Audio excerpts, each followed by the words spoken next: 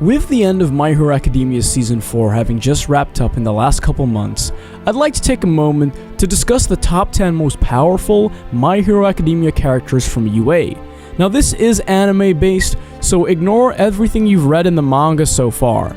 But before we get into that, leave a comment with your top 10 below, and then leave another after the video in case I've changed your mind on any of your positions. Maybe you have completely different characters to what I do. And while you're at it, like and subscribe to the channel and turn on post notifications so you don't miss any hot My Hero Academia content. So the gap between the top 6 and 7 on the list and the bottom 3 is beyond astronomical at this point. The bottom 3 have a total lack of experience, so they just aren't seasoned combatives yet. So at number 10 we have Momo with her core creation. Now this might be a controversial choice, because she's not physically strong, nor is she that good at fighting, but she might just possess the most versatile quirk of any UA student. Creation can make anything that is non-living. She's also the most intelligent UA student, enabling her to select the correct piece of equipment for that situation, so long as she knows the molecular structure of that item so that she can create it. I see more potential than her current power demonstrates, hence why she's on the list, even if she hasn't necessarily proven herself just yet. And if my opinion isn't enough, she was actually one of the recommended students in Season 1 to get into the school. Coming in at number 9 is a character not really shown in the anime much, JUZO. Now he was recommended to UA just like Todoroki and Momo was, and he's actually kind of ignored because he's Class B, so he gets somewhat overlooked.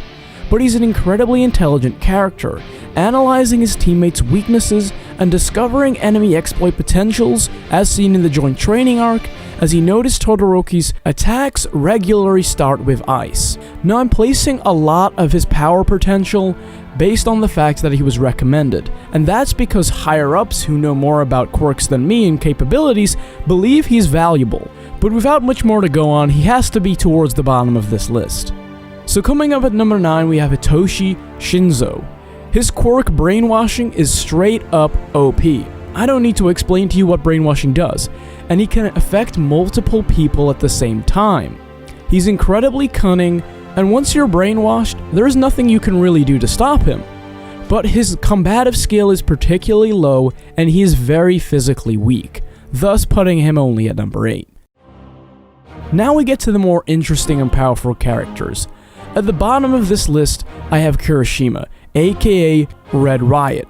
Now his quirk hardening isn't particularly interesting. It's more of a defensive quirk than an offensive, but it provides great protection, meaning you have to be incredibly strong in order to defeat him. He saves Fat Gum's ass, there's no other way to put it, and he has tremendous chivalrous spirit, as Fat Gum himself says. But on the flip side, he's kind of a moron, and this really limits his fighting potential because his decisions in battle are very heavy-hitting without much thought or consideration of himself or his opponent's abilities and weaknesses. Now we step up into the top 6, which is a new echelon of power, realistically speaking. So let's talk about BAKUGO. Now as the most popular character in the anime, this is probably going to upset a lot of people that he only makes 6 on the list, but there's good reason for it. So let's start with why he's this high up to begin with. His raw strength and quirk power is truly insane. It's probably the greatest of any of the students at the school. Now, his agility and movement is absolutely excellent. He maneuvers around with incredible precision and acrobatics, and it's all natural talent and instinct, making his fighting IQ just completely off the charts. Now whilst it might look like he defeated DEKU in their fight at the end of Season 3, DEKU was holding back, and I think that's what shows that DEKU is more powerful. Although these 6 positions are particularly controversial, and you could probably argue them any other way.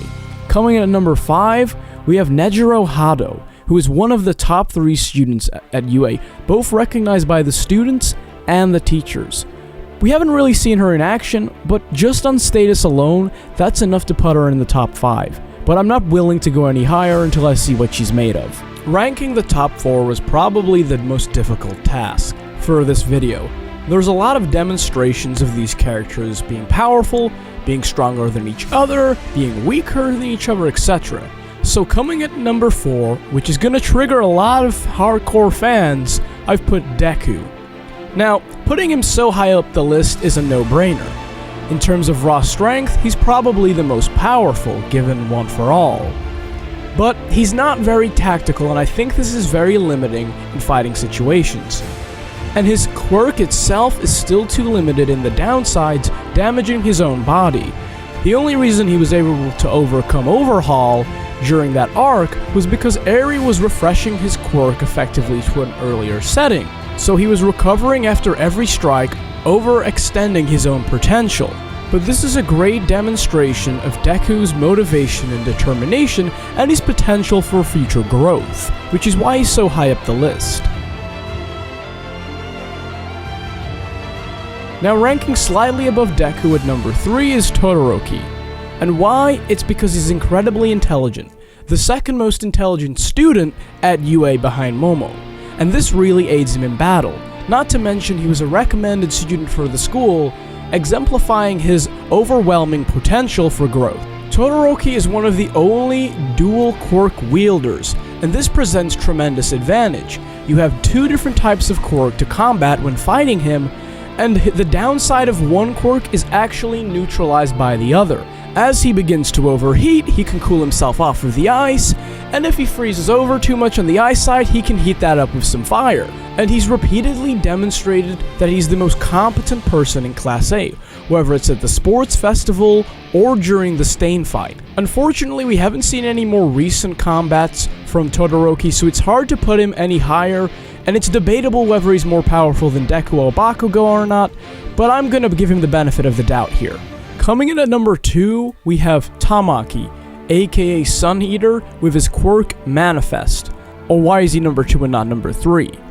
3 versus 1, 8 bullets, an impressive battle in which he handled competently, with incredible tactics, and his quirk gave him an incredible level of versatility and diversibility, enabling him to shock, confuse, and overwhelm his opponents. Not to mention his quirk is incredibly powerful physically itself, depending on how much of the enemy quirk he consumes. Now his quirk is complicated, making it incredibly hard to overcome in battle, making him an incredibly powerful character. Now, his only drawback really at this point is his confidence and communication skills. His lack of faith in his own abilities is a real limiter here.